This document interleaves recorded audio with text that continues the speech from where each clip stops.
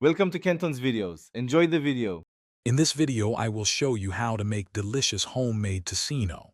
We'll start by preparing our main ingredient, 1 pound of pork shoulder or belly, sliced about 1/4 inch thick.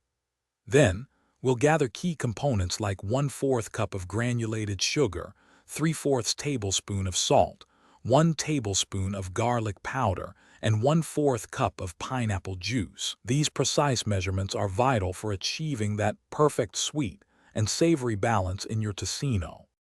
Next, let's prepare the curing mixture. In a bowl, whisk together your 1/4 cup of sugar, 3/4 tablespoon of salt, 1 tablespoon of garlic powder, and 1/4 teaspoon of black pepper. Incorporate 1/4 cup of pineapple juice and 1/2 teaspoon of annatto powder for that signature reddish hue and a hint of flavor. Mix these ingredients well until you have a smooth, consistent marinade ready for your pork slices.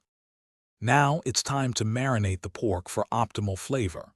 Put on some gloves and thoroughly coat each 1/4 inch thick pork slice with the curing mixture, ensuring every piece is well covered. Transfer the marinated pork into a resealable bag or an airtight container. Refrigerate this for a minimum of 3 days, or up to 1 week, allowing the flavors to deeply penetrate and the meat to cure perfectly.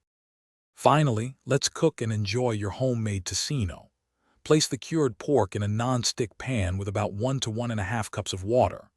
Boil until the water completely evaporates, then add around 3 tablespoons of cooking oil. Fry the Tocino over medium heat, flipping regularly, until it's beautifully caramelized and cooked through.